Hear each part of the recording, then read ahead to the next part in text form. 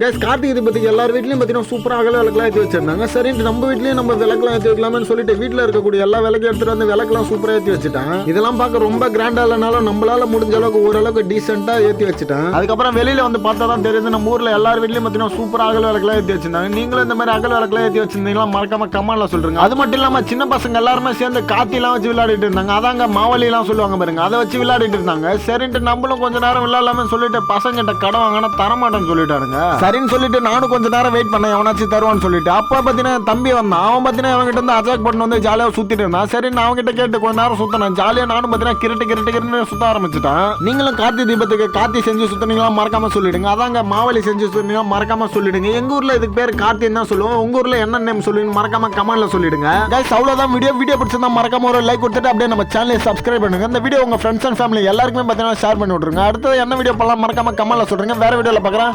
நன்றி.